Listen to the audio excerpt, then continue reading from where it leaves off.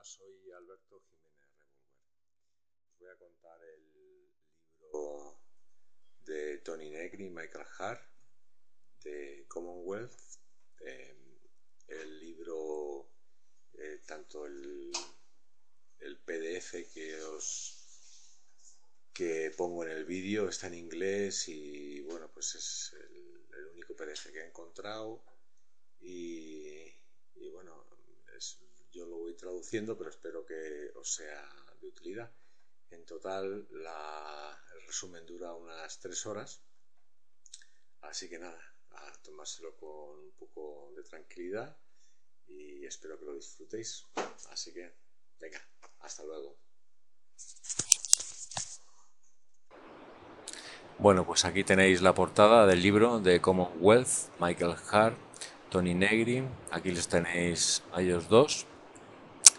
Eh, hace unos cuantos años, porque estuvieron en el 2011 en Madrid, en Tabacalera, y bueno, pues sobre todo a Michael Hart se le nota ya más mayor, pero bueno, así es la vida.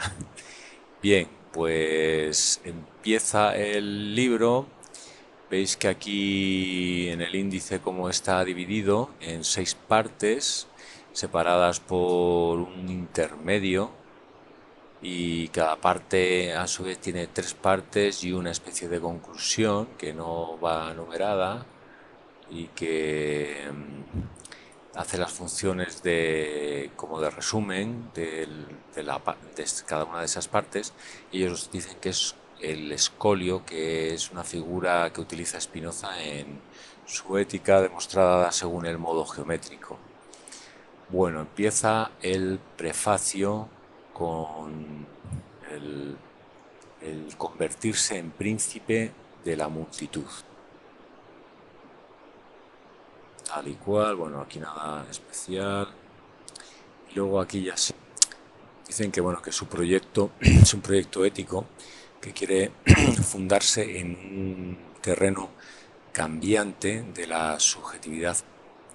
Dice, nuestro desafío es ver cómo traducir la productividad y las posibilidades de los pobres en poder. Se trataría de ver cómo hacer una lectura espinocista o una escritura incluso de El ser y el tiempo de Heidegger. Pues bueno, vamos a ver. Empezamos. Parte 1. República y la multitud de los pobres.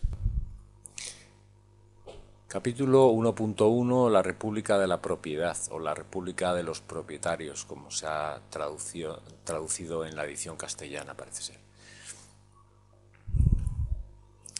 El individuo moderno viene definido no tanto por ser, sino por el tener, o sea, por la propiedad que él tiene. Y así, tanto en las teorías de la Revolución Americana como en las de la Revolución Francesa y algo también en las de la haitiana, aunque esta revolución es especial porque la hace la población negra y es una revolución que Negri y Hart tienen, parece, especial cariño. Por tanto, la propiedad está en la fundación de cualquier constitución moderna. Por tanto, también la república, que sea una república de la propiedad o una república de los propietarios.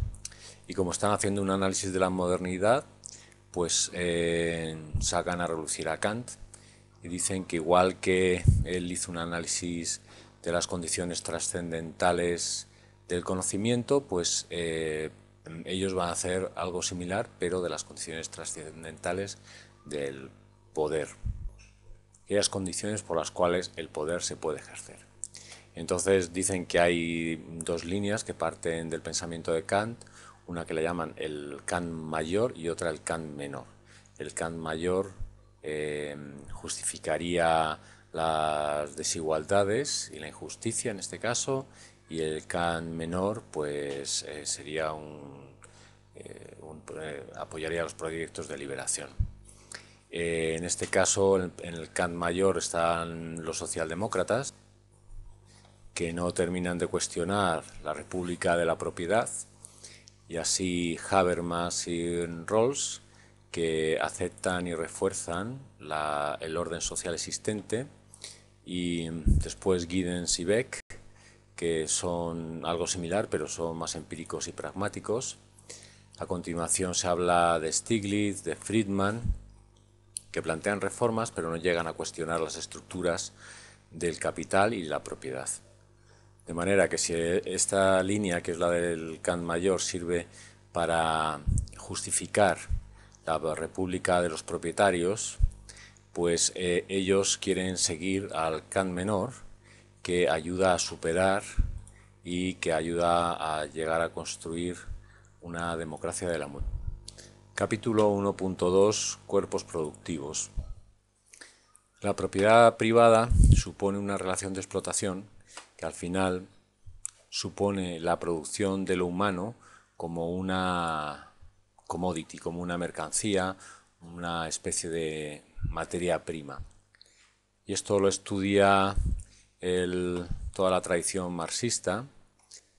En un primer lugar, aquella que saca a Althusser y que de alguna forma tira del humanismo de la juventud de Marx y lo desarrolla en su materialismo maduro. También así la Escuela de Frankfurt, cuando plantea superar la barrera entre estructura y superestructura. Sabéis que la estructura, la base, son los medios de producción, que estos condicionarían la superestructura, que sería la ideología, la cultura, el arte. La Escuela de Frankfurt plantea que esto no es tan así, sino que la propia superestructura ya es también una producción en sí misma y es parte del sistema productivo como tal. También las publicaciones Socialismo o Barbarie o los Cuadernos Rojos. Igualmente Cornelius Castoriadis, Hans-Jürgen Krahl. Entonces Negri y Hart pasan a ver cómo esta fenomenología de los cuerpos ha llegado a entrar en la teoría marxista, llegando a ser, por ejemplo, con Simone de Beauvoir, muy importante para analizar las diferencias de género, que al final son profundamente materiales y corpóreas.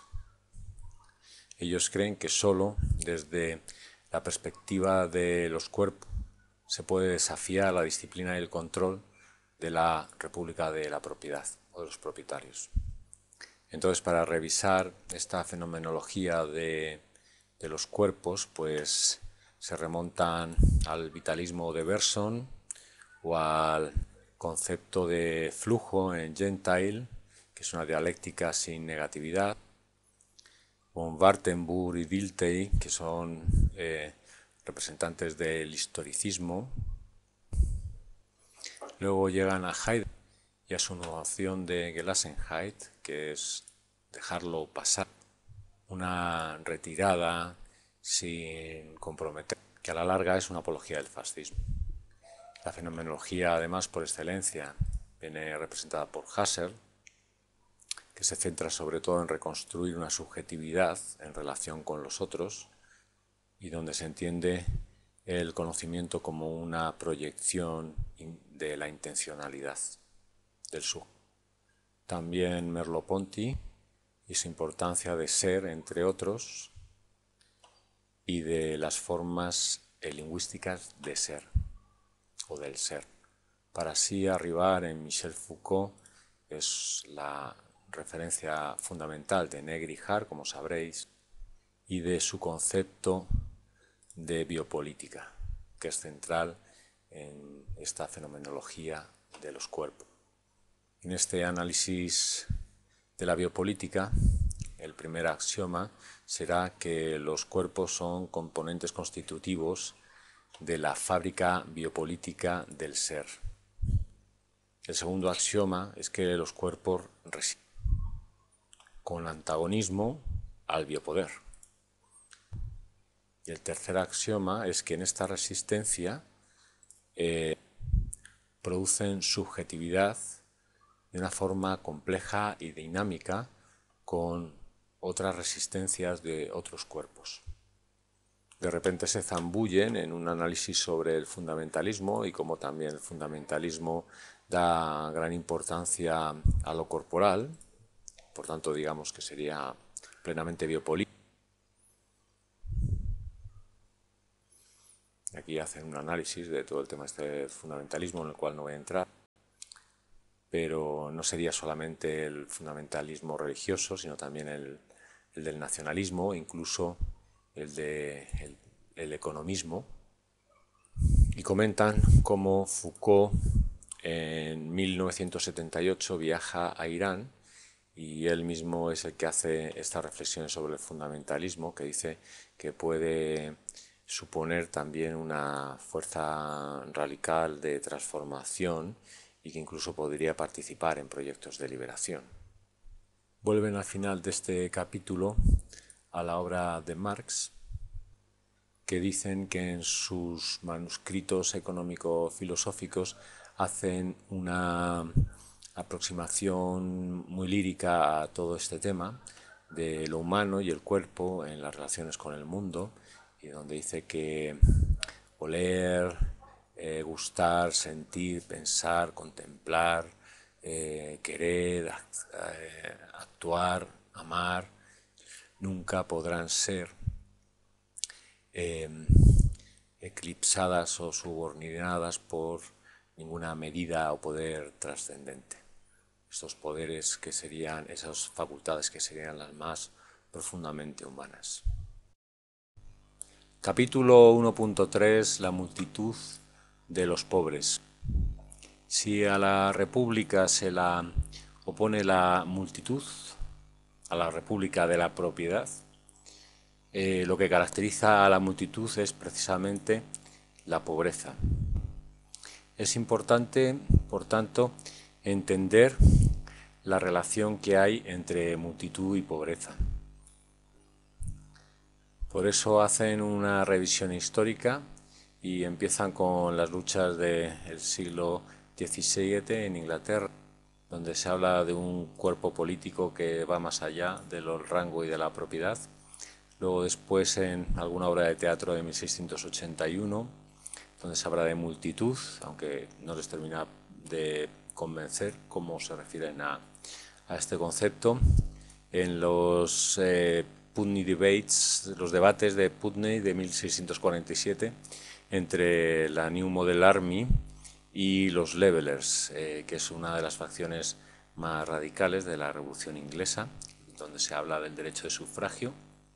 Y luego más adelante, Robert Field, que no solo niega los derechos de la multitud, sino que exista. Algo similar dice Hobbes, dado que le falta la unidad de deseo y acción para constituir un cuerpo político. Sin embargo, en el campo de la física, Robert Boyle decía que lo más primario en la naturaleza era la multiplicidad y la mezcla. Y de hecho hablaba de multitudes de corpúsculos, algo que parece ser que le molestó bastante a Hobbes. También Baruch Spinoza, en el terreno de la física, tenía una idea parecida a la de Boyle y hablaba de procesos de mezcla y composición.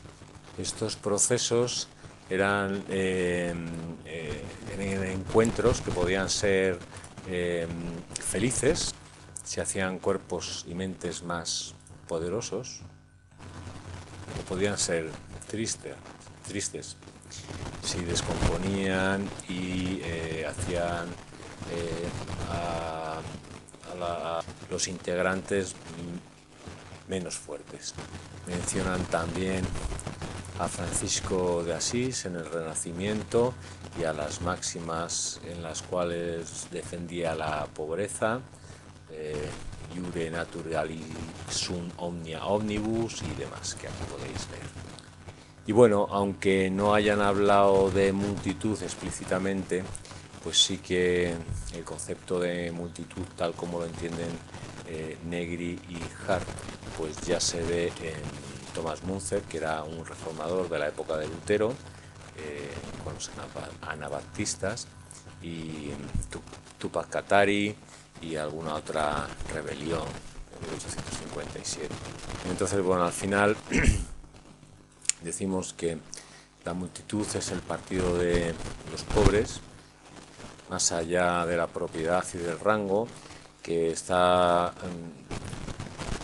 definida por la diversidad de su composición y animada por una producción abierta y plural de subjetividad. Pero también ha habido oposición ideológica al tema de la pobreza. Recientemente, por ejemplo, el Papa Benedicto XVI, en una encíclica, diciendo que ya no tiene razón de ser la mandato de la pobreza evangélica. Luego Martin Heidegger, y aquí Negri y Hart cuentan un episodio en el cual Heidegger y su departamento pues están refugiados en el castillo de Wittgenstein y estaban perdiendo la guerra, y como de alguna forma pues se reivindica la pobreza como algo que está cercano al ser y demás, ¿no? Porque de alguna forma pues ven que el comunismo, que es para ellos, ¿no?, el paradigma, ¿no?, de la relación entre la pobreza, ¿no?, y la política, pues es quien está ganando la guerra. Y entonces, bueno, pues ellos plantean esta especie de victoria pírrica, ¿no?, de defender la pobreza metafísica.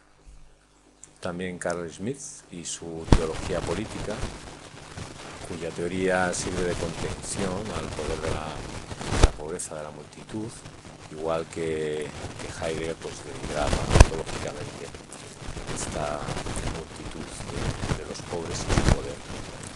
Vuelta a Hobbes y a la crítica que hacía de que no era un cuerpo unificado, a diferencia del pueblo. Y es que realmente este pueblo lo que le mantiene unido, ese concepto, es precisamente el de propiedad. Maquiavelo, sin embargo, por su parte, hace una mención bastante radical de la pobreza y del poder de los pobres, diciendo que no tienen que sentir remordimientos de su violencia que ejercen en las rebeliones, dado que quien tiene miedo del miedo, la pobreza y la prisión, no tiene por qué tener miedo del infierno. Total. Luego después habla de cómo los pobres tienen el poder de resistencia, a lo que Negri y Hart corroboran y jalean, planteando que efectivamente la humanidad nunca está desnuda en su pobreza, sino que siempre tiene la capacidad y el poder de rebelarse. Este concepto de que la humanidad nunca está con la vida desnuda, bare life, pues se repite en varias ocasiones en el libro.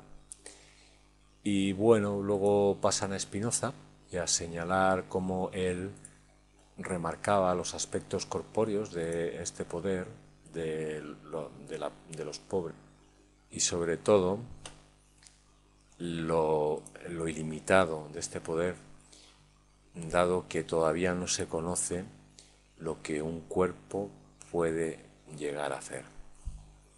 Y es con Marx con el que esta combinación explosiva de pobreza y poder pues toma forma como amenaza contra la propiedad.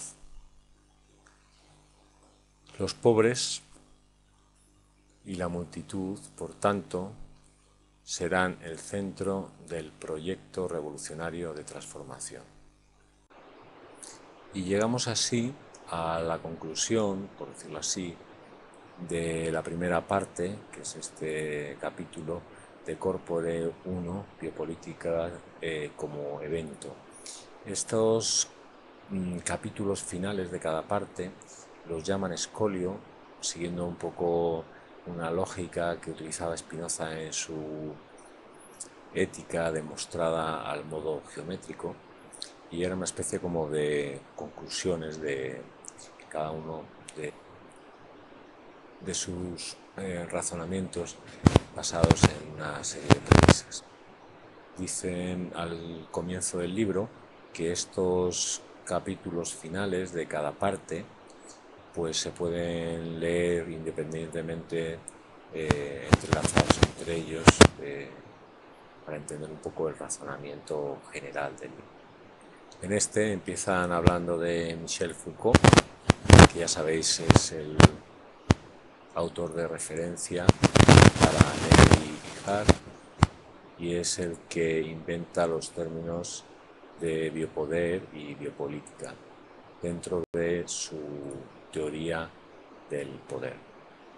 Entonces, si biopoder es el concepto, digamos, chungo, ¿no?, del poder sobre la vida, biopolítica sería su contrario y sería la resistencia a ese poder que se impone sobre la vida, que sobre todo determina una producción de subjetividad. Entonces, a continuación hacen un repaso a las diferentes interpretaciones que hacen algunos autores de Foucault y de estos términos. Entonces, primero es el caso de Espósito y Ewald, que dan una interpretación muy fiel desde el punto de vista filológico al término, y que supone una visión muy administrativista que cae, digamos, de la vida, y que tiene sobre todo una perspectiva incluso, podríamos decir, que estadística. Por su parte, Giorgio Agamben niega cualquier posibilidad constructiva a la resistencia biopolítica. Luego hay una tercera línea que apela a unas ciertas parámetros invariables de la existencia, ya sea desde un punto de vista naturalista o desde un punto de vista trascendental. Y estos son Noam Chomsky, Sloterdijk y algún otro, que hacen referencia a estructuras invariables, sobre todo de tipo lingüístico, lógico, o incluso de estructuras de... La interpretación que hacen Negri y Hart hace más hincapié en la biopolítica como una fuerza de creación de nueva subjetividad. La biopolítica como una fábrica de eventos de libertad.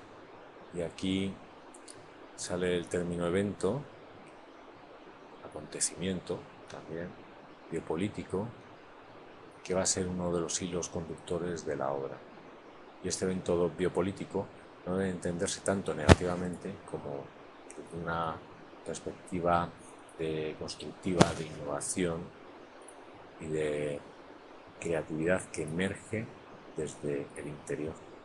Se sitúan así Negri y Hart en una teleología materialista.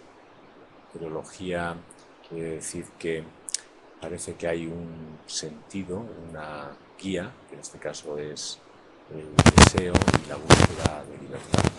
Algo que suena bastante nietzscheano a nuestros autores, lo relacionan con la idea del eterno retorno de Nietzsche.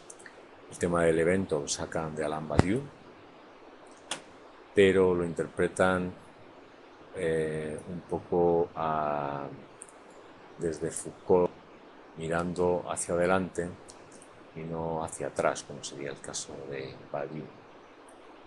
Luego, Deleuze aporta la novedad de plantear que los eventos o acontecimientos de resistencia no solo escapan del control, del poder, sino que crean un nuevo mundo.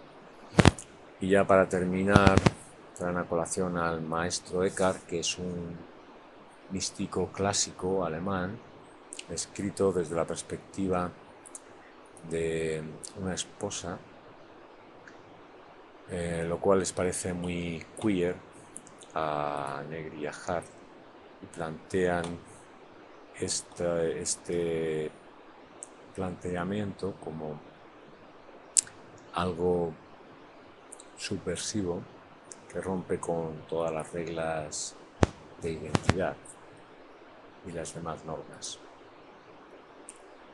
La conclusión, pues, es que el evento biopolítico rompe con todas las formas de la metafísica sustancialista, esa que plantea que hay algo dado en el mundo. Y por tanto dicen que el ser se hace del evento, del acontecimiento. No es algo que esté ya ahí en el mundo. Esta idea les vincularía mucho con el pragmatismo americano, que dice que nuestro poder está adaptado a nuestros deseos, y ellos van más allá y dicen que nuestros deseos están también adaptados a la naturaleza.